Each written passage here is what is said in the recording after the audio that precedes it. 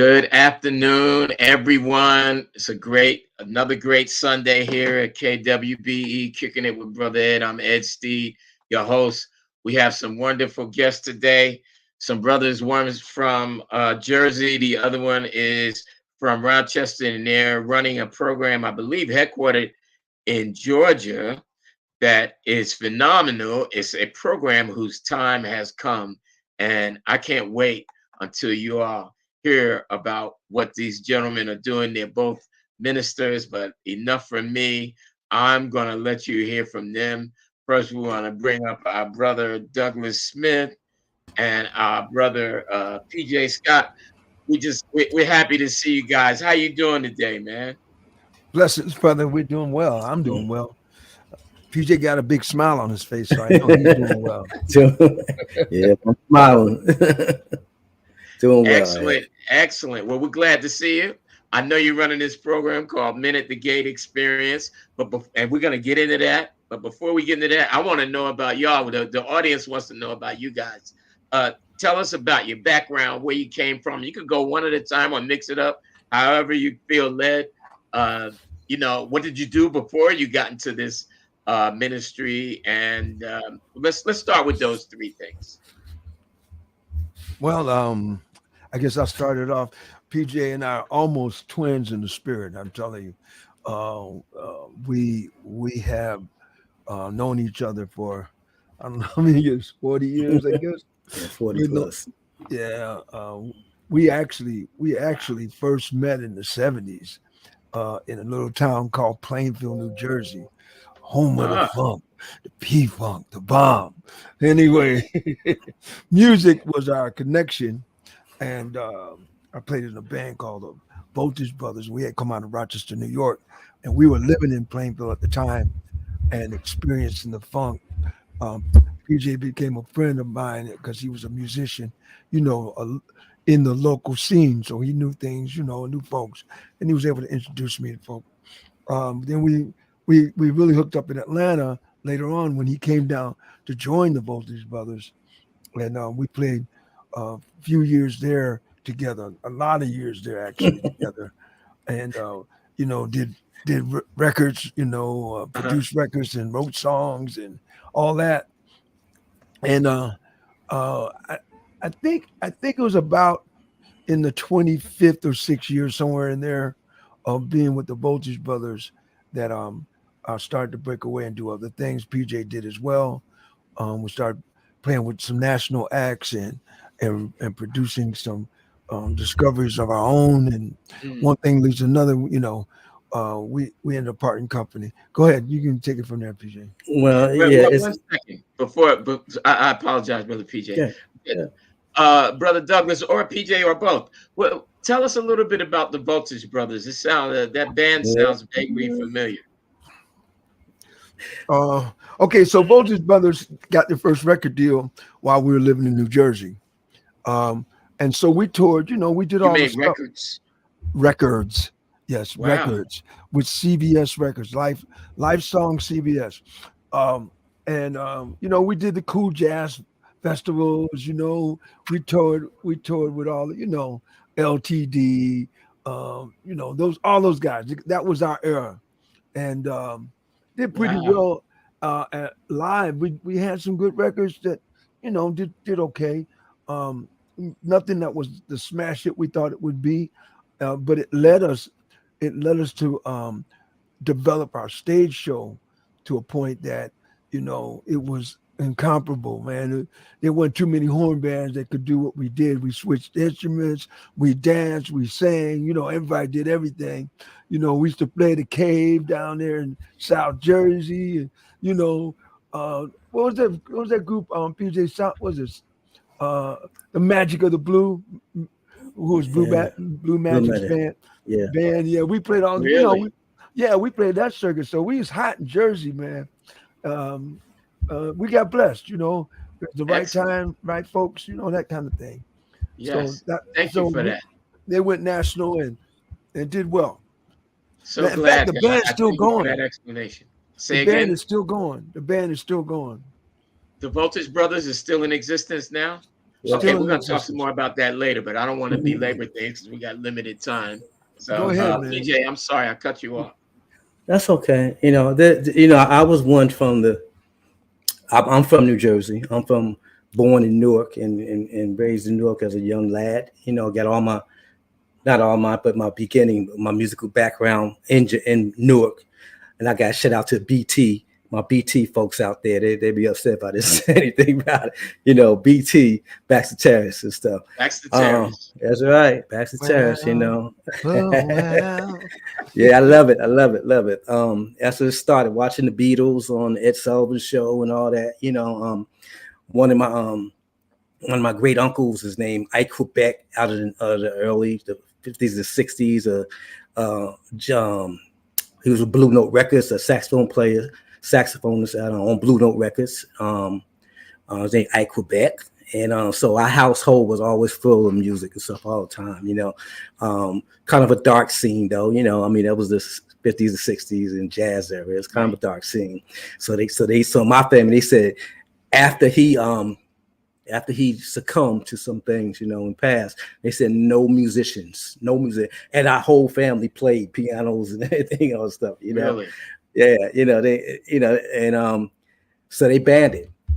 They banned all the music in my house and stuff, and of course I broke that mold. I went against the whole, whatever you want to call it, went against everything and ran away and all that, So to fast forward now, we moved out to Plainfield. Plainfield was, like you said, P-Funk and all that stuff and everything. It was really music oriented and everything. And I seen this group with some of our Bolters brothers from the outside. See, Doug was inside the group, but I seen it from the outside, and there wasn't too many groups like that, hitting in the area at that time like that. We did some other things with like Crown Heights Affair, Brass Construction, all that stuff. It was them type of groups and stuff. But this group, Voltage was no kind of, kidding. Yeah, it was kind of heavier than that. Matter of fact, Funky Heavy, they used to be called stuff. And I wound up on a one-way ticket to Atlanta in 1980. Not knowing where I was going to go, not knowing that, but a one-way ticket there, and just wound up staying there for long. I'm still here now. You're still there. Yeah, I'm still here. Never intended to live in the South. I'm from the projects with, all the, concrete and stuff. Never intended to live in the South. But it turned into something else that we're just coming into understanding now. So what happened? It's part of the path. It's part of the journey. Right. And it's steadily unfolding like that onion. It started steadily coming about. Wow, I thought I was doing this for this, but it seemed to find out it was, wow, could have been for this, could this been for that. It is steady unfolding. Actually, me and Doug, we've been musically tied for all these years, but more so we've been business tied. We've been tied as we have companies together, like catalogs of music and things like that, So we've always been tied some type of way, even whether we were playing together at the same time or not, we were kind of tied and stuff, So I can't remember how we start back talking about to get us to where we are now. We start talking about one thing, I think, something like it ended up being Mercy Club, what we started talking about, but it ended up being that we formed a group. We've always was forming groups between two of us. But we became called this one Mercy Club, right? Why? What does that mean? Please tell me what that means. Okay, so first of all, okay, I know we don't want to be long-winded, but these questions you're asking, man, have they got long answers. But I had to stop for a second because he's talking about how he would watch the Beatles on Ed Sullivan. Well, he was in Jersey doing that. There. I was in Rochester doing that. I'm telling you, we like twins. So I didn't know him, but I was doing the same thing. So you guys were doing the same thing and didn't even know each other. Didn't even know each other. My grandmother, I had a cousin that the jazz club in Rochester was called the Python. The Python had Ron Carter. He was the main guy, but we had Ron Carter that was there. Oh gosh, I'm trying to remember all these people, but it was a jazz hub, and I was forbidden to go there because I was too young. But I had a cousin who played there. He played the B3 organ, and he would come home toe up every Sunday morning. He walked down the street. My grandmother say, "You gonna be just like him." You know. So she was banning music too. Wow. So You both guys of really us, are twins. both of us were taking a stand at a young age, knowing what was in our heart to do, you know, Right. but not knowing why. Fast forward, you ask what Mercy Club is about. Mercy Club is Right. about, we're thinking about the Good Samaritan, right? Here's this guy, the most unlikely guy to help someone. The guy's going down this road. Excuse me, it's a dangerous road. He gets jumped. You get the beat down. They take all his money. They leave him there for dead. The priest walked by. Oh, and he crossed the street. Right. You know what I'm saying? The It's a Pharisee Bible walked by. study, y'all who don't know. He crossed the street too. You know, all the ones that should have helped didn't help. Then this guy who was ostracized, okay, because he was a Samaritan, they didn't have nothing to do with Jews. Okay, this ain't no modern day anti-Semitic thing. It's the Bible. Okay, Right. before one of your listeners call you and say, what was they talking about? But the deal is, this is the most, they didn't have any dealings at all, you know. And he says, he looks at this guy, he said, he sees someone in need and he helps him. He puts his life on the line for him. He invests in him. You know, he takes him, binds him up, takes him to the local inn and said, Right. whatever, you know, if there's any more costs incurred, you let me know. I got him. I got it. I'll take care of this. Well, that gave me the thought. I think we were close to pandemic if we wasn't pandemic, but it kind of gave me the thought like, man, how can we inspire others to help others without, you know, most people is like, what's in it for me? No, I'll help you. Absolutely. I'll help you, Ed. But what's in it for me? You gonna look out for Right. me? You Right. know what I'm saying? He said, yeah, but I know you're in need and everything. But when you get better, you're gonna come up with me, right? You're gonna straighten me, right? And this guy didn't have any of that. You know, Right. his only purpose was to help the guy, just for the sake of helping the guy. So Can I that's where say that came something from. real quick? You This can is say very anything, show. important for our viewing audience. That is ministry service. I was telling a friend of mine just a couple of days ago that I love doing the nursing home ministry because they can't do anything for me. They can't put anything in a plate. They probably won't be able to reciprocate in any way. It's strictly service. I love what you said there. Go ahead. Well, it ain't original. This is Jesus. Okay? Amen. We're just Amen. reinterpreting Jesus' That's all. his teaching, his, you know, just like you said, you know, it's easy to love somebody that love you, Right. you know. But what about somebody that don't love you and is not gonna love you? Can you still love them?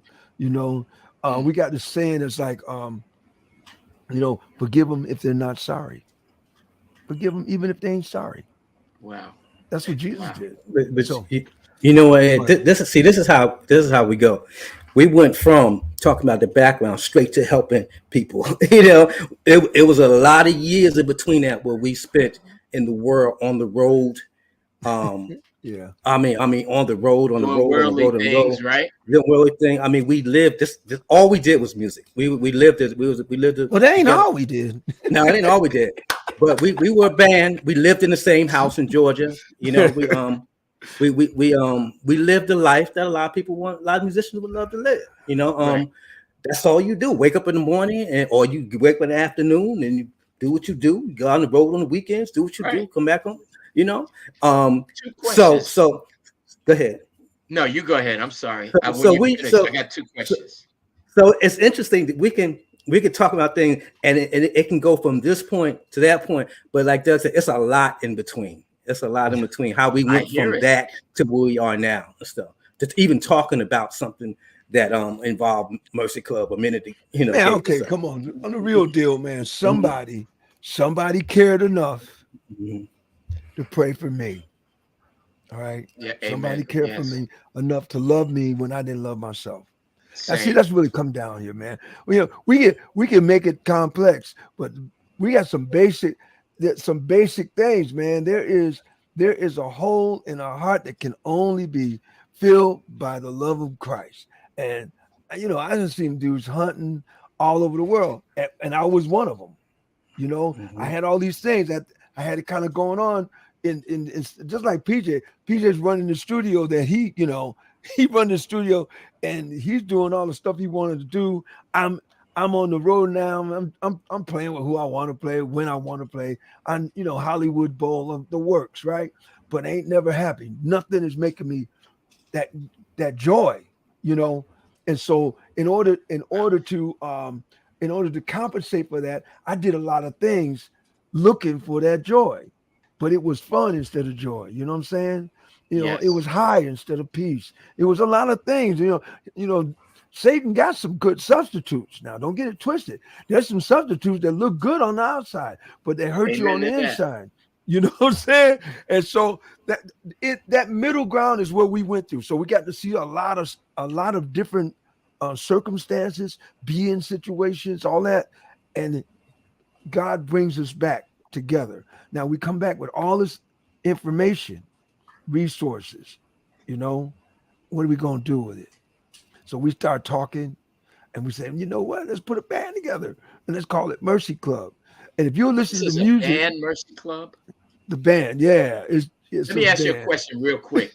Yeah, go ahead. I want to know. I'm sure the viewing audience wants to know. What instruments did you all play? All of them, pretty much. We still playing. But yeah, bass, guitar, keyboards. Actually, everything but drums. And if we really, when I first met PJ, he'll tell you about the story. When I was playing a box. So we played everything because we're producers, we're from the root of a producer, we're from the root of technology with the computers and software and all that stuff. So I learned that. We both learned it at the beginning of it and stuff, so at the time where we had a drummer in the band, just bless his heart, he was tired from the weekend. He didn't feel like getting up and playing on our demos and stuff and everything. So we started incorporating drum machines and stuff, or playing on boxes or whatever we had to do it. I mean, we used to have a production company that we did all our work with, named Midnight Maneuvers, and it was because we was up all night, maneuvering, wow. just and that. Yeah, and we did very well with it. We signed two acts to major labels and stuff. We had built studios and everything in our house, and I'm telling you a lot of things that a young musician could envision and dream for the future to have and to do. We kind of did that. We fell short of having the household name on a lot of things. We done did a lot of things everybody done did. It just ain't had the household name of it. And these days we laugh at each other and thank God that we didn't get the household. Right. Yeah. If I had got everything, I wouldn't even be here. Right. That's what we say. And we say that and we mean it. I mean, I'm not bitter. I ain't even bitter. I'm happy because I got some people I was looking up to, right? Wanting to be where they was at, right? And they're not here. Yeah. No more. Ain't coming I know back. what you mean. Ain't coming back, man. Gets no encore. And so I mean I feel bad for them, but I feel glad for me because it could have been me. Now tell me about the Mercy Club. You said it's a band. What is the Mercy? I see on the ticker tape here it says mercyclub.org. That's your website, is it? Website. Yeah, it's the band. So tell us about that. I know we ain't gonna get through this whole conversation now. Do you play an instrument, Ed? A lot about y'all. What about that mercyclub.org and how does the band work and all of that stuff? Okay, let me tell you. Dale can tell you, but I'll tell you the base simplicity of the band. You can be in the band. Do you play an instrument? Do you write poetry? Do you speak spoken word? Do you speak the truth to God and stuff? Okay, you can be in the band. Okay. It's not. This is. A band to us means probably has some augmented meanings other than just musicians playing. Because we were on the road with 16 people. Stuff. 11 musicians and stuff. So that's yeah. We traveled with 16. So that whole thing, man, is the way we envision it is like creative people, doing creative things, and honoring the I like Holy One. this. You I know what I'm love Spoken saying? word, this. spoken Well, it could be word. spoken word. It could be, All that. I could see our music with a dance, with a Mhm. dance thing and spoken word and a singer and a saxophone player. You know what I'm saying? Whatever expression that glorifies God, and edifies people. So it doesn't So have to let me ask you necessarily a be question. gospel, but go ahead, Yeah. But if ask the somebody's question. interested in one of those many areas that you just mentioned, which I think is fascinating, absolutely a godsend, Mhm. would they go on this website, mercyclub.org? They can Absolutely. contact us. And Contact us. come on and have something now, don't Right, right. have something. What you got Yes, in your yes. hand, that kind of thing. If you ain't at least got a stick in your hand, don't come. you Right, know, right. come with something, give us something to work with. But the idea of it is a group of people that may go into subgroups, and making this kind of music. You know what I'm saying? That uplifts. You know, that This is uplifts. awesome. But let me let, You let, guys let me got to make go it on clear. that website, mercyclub.org. Mhm. You got to check it out. Go ahead. Let me make clear that an instrument to us, when we talk about music and instrument, they're instruments to us. Music is an instrument for us and stuff. We're the two of us have moved into the point of, okay, we're doing the next elbow of this ride, next journey, this ride, which is to come to bring people together, and in this case, to bring men together. Men together. We understand men better than anything else. We lived with a house full of men, as Oh Lord. going from young boys to men. So we understand all that. We had a great manager that was a father to all of us. So we learned a lot. So we mean to say is we put out music. That's what we're gonna do. We're gonna always probably do that point, but we not forsaking the point of doing our next step, which is we are having events. We had our first event, Men at the Gate Experience. We had our first event in November where we gathered roughly about 52 men together and stuff. Unbelievable. It's unbelievable. Where was that? It was in we went to a small little town in Georgia. We said small things happen in big things happen in small towns. And we're gonna stay here for a minute too. It's in Monroe, Georgia. Turned Right? it It's out. out the country, you He said the know. country. It was cool. Though. See that, when I say turn it out, what I mean is went in there and brought some light, and the brothers that trekked to this place. See, that was the thing. They had to leave the comfort of metropolitan Atlanta, right, to come to. They didn't know what till they got there, Mm. and when they got there, the Spirit of the Lord was there. And Waiting for them. we were able to see transform lives, man. And these guys were like from all walks of life, man, all walks of life. Like, You for know, instance, like okay, a school teacher. One's a school teacher. Another one is a musician. Another one is what does Mel do? Yeah, he do a A lot. Uber driver. What I mean? I'm talking about excellent. all kinds of folks. One was in prison. Yeah, just got out of jail. Yeah, I yeah. mean, Yeah. But most, you go ahead. but most of all, let me tell you, one of the core things what the men were, they being young men, they all had either father in their life or father not in their life. Mm. That's what we all have. We either have a father in our life or not in our life. Yes. And Yeah. and those though we brought that topic, we bring this topic to this Men at the Gate, because we're trying to talk to men on a hats off event, where everybody's just equal, and we're talking as men to men,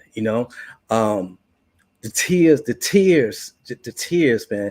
When we look back at the video of thing, and we won't show none out with privacy, but just the conversations that we had. These men would have talked for hours. They would have talked for hours if we had the time to do that, because they were saying basically there's no venue, no type of release Right. You know, that right. they can happen and stuff. And now we hear about this all the time, but we just have to point, Ed, brother, Ed, we just gotta. This is heavy on our heart to do this. We just gonna do it. You know, we'll do it at a small stage and let it grow. Let Holy Spirit take it to where it's gonna go. You know. So let me ask you this, because believe it or not, we already have less than 5 minutes left. I figured that. Yeah. How did but you guys are definitely coming back. How did Mercy Club become Men at the Gate Experience, and is there a structure? Like, do you have meetings every so often, sessions, whatever? Okay, so I'm gonna try to do this in 1 minute so y'all have some time to talk.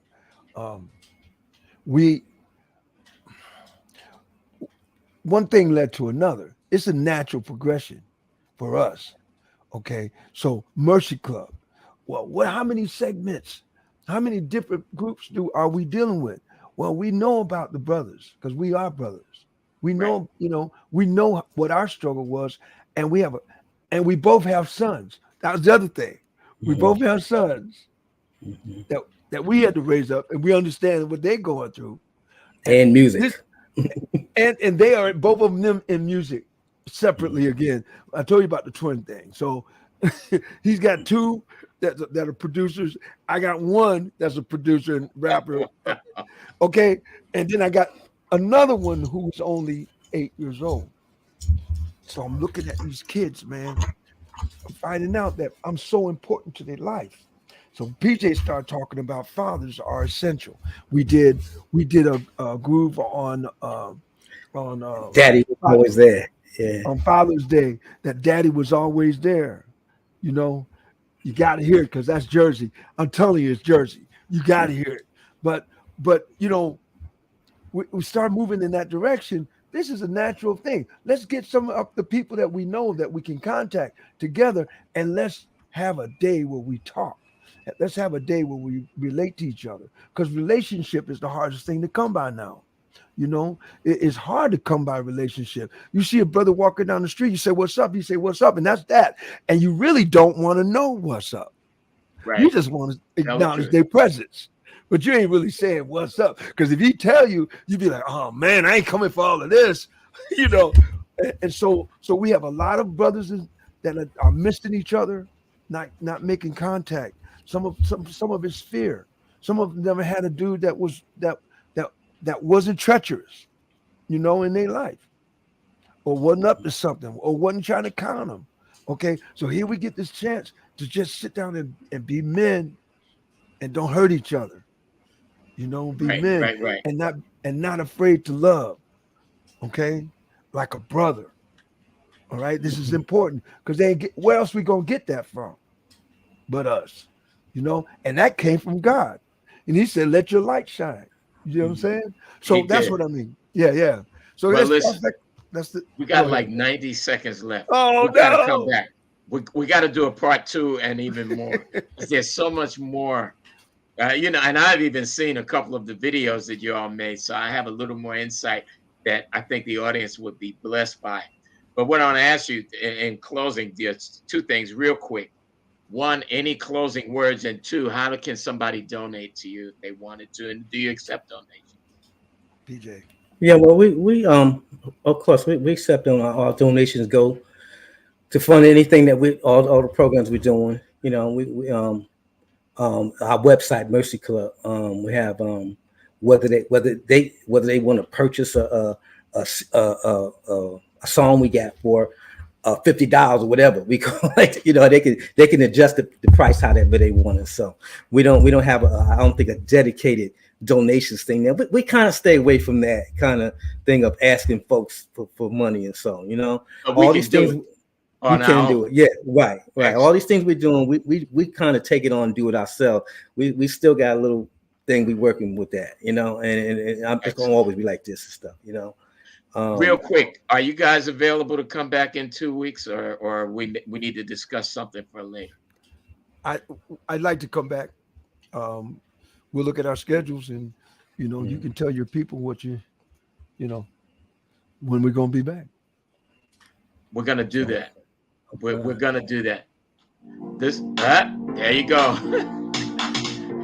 Peace. I hope and pray we get to come back in 2 weeks. This was awesome. We're going to learn so much more. We learned a lot today about Men at the Gate, about how it started. But we want to get into the meat and potatoes. We're going to do that next time. Go to mercyclub.org. Check this thing out. This is phenomenal. By the time they come back in a couple of weeks, God willing, we're going to know so much more, and we're going to be seeing so much more. God bless you, gentlemen. God bless you. Real soon. Much love. Much love to all of you as well out there, you the viewers. We appreciate you so much. Keep coming back to KWBE, Kicking It with Brother Ed. I'm going to have them back, I hope, in 2 weeks, like I said. But also, I'm going to be speaking at Grace Baptist Church February 5th, 811 King George's Road in Fords, New Jersey. I hope you come out and share a blessing with me and all of us. Much love until then, and God bless you.